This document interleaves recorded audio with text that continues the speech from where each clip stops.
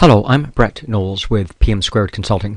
This quick YouTube is an overview of an effective performance measurement system implemented at a major public transit organization. The information I'm going to share with you comes from this organization, as well as our experience gleaned over the last 20 or 30 years and over 3,000 different client scorecards. Our work has been profiled in many publications as thought leading and allowing organizations to move their scorecards ahead. For this particular organization, the key issue was around funding and service levels. On an ongoing basis, the Transportation Commission required support from public and private funds to become successful, and it was becoming increasingly difficult to provide the performance measurement conversation.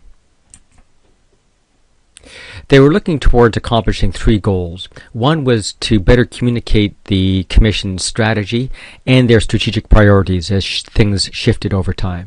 Secondly, they wanted to make sure that they were transparent in how they reported performance, and more importantly, they wanted to prove that they're providing great value for the money invested.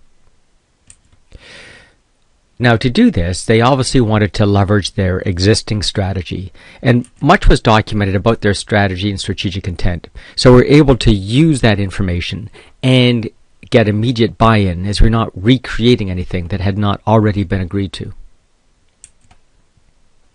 We captured the strategy through a strategy map.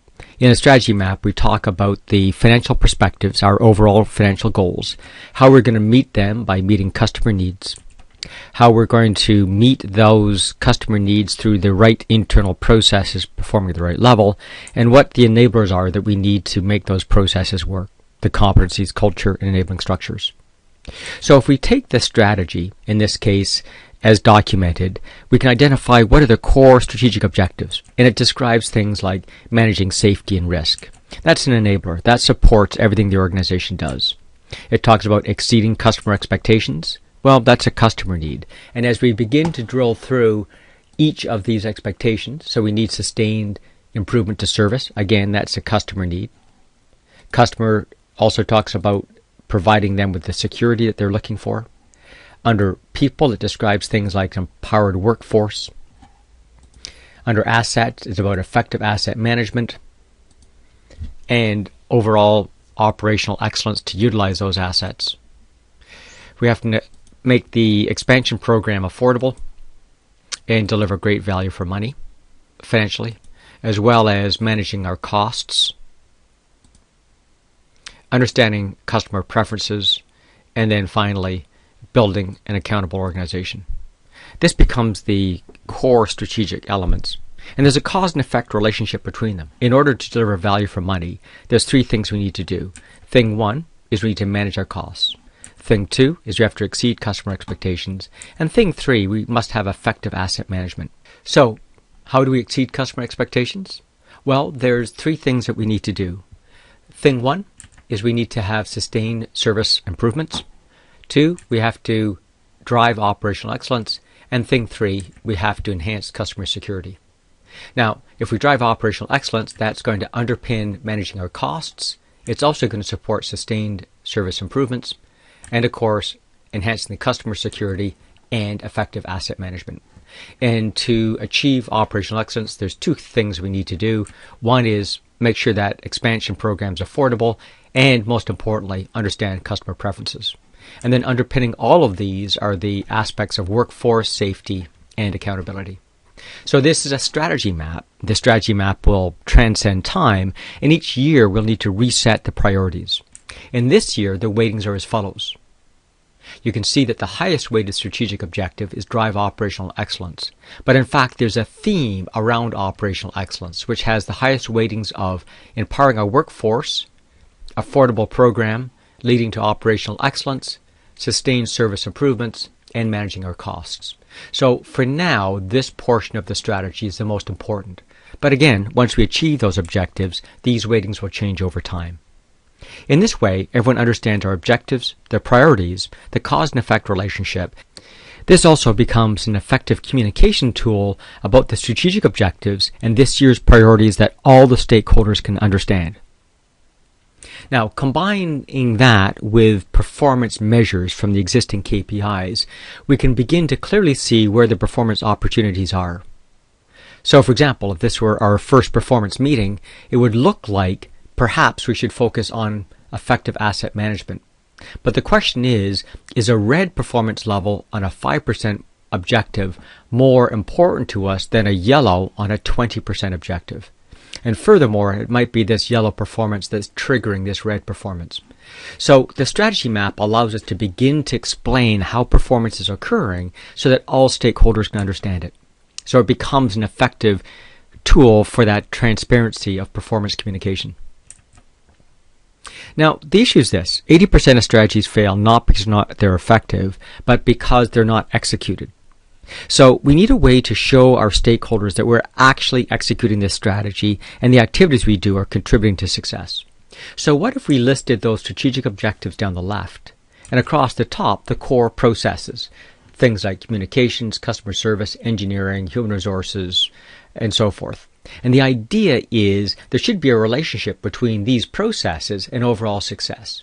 So, for example, if we're taking a look at, say, customer service, what's customer service's impact on our ability to achieve value for money? And secondly, how we're performing. In our case, we score both of these out of 5. So what's the impact? 5 being, critical, and how we're performing, 5 being perfect.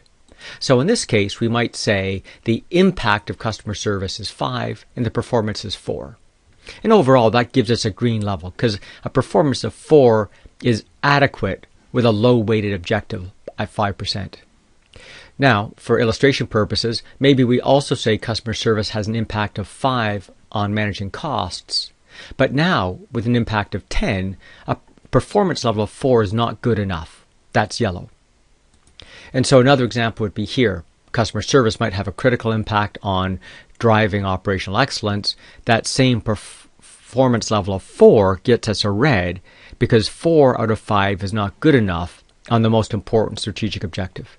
In other words, it's the impact, strategic importance, and performance we need to know in order to effectively communicate our performance.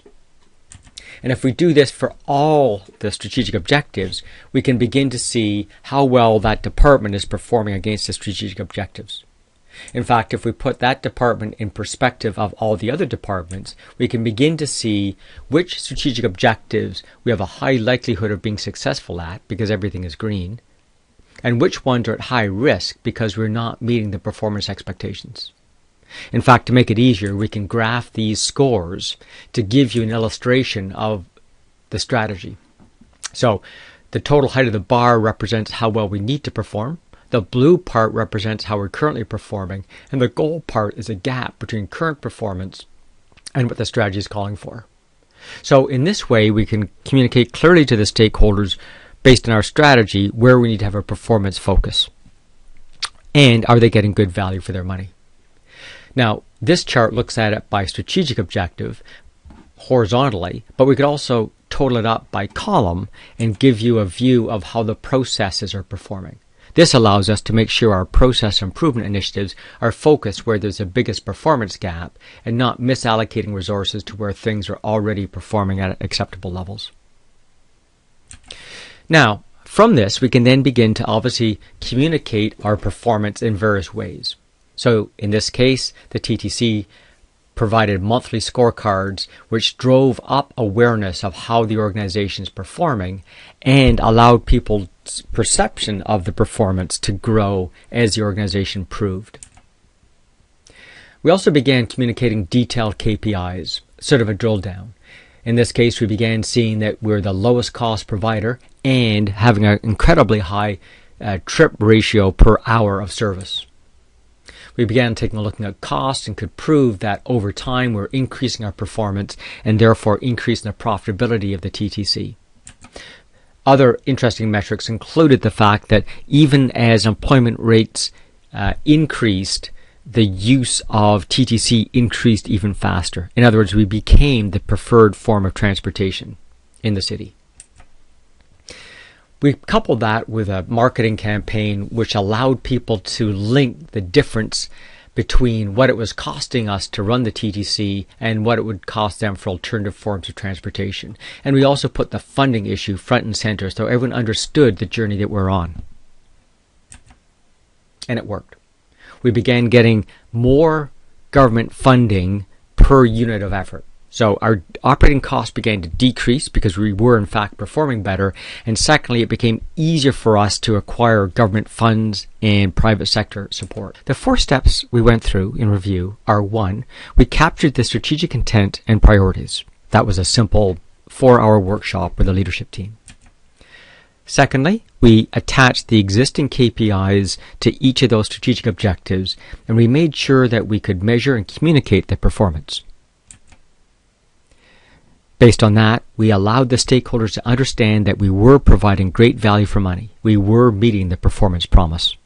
And then finally, we began to drive performance awareness across all stakeholders: employees, investors, the public sector, and of course, the general public. To learn more about this case and other related, please join us at pm2consulting.com. Under the Insights tab, you'll find several hundred YouTubes that describe different aspects of performance measurement and management and execution of strategy and financial performance success for organizations.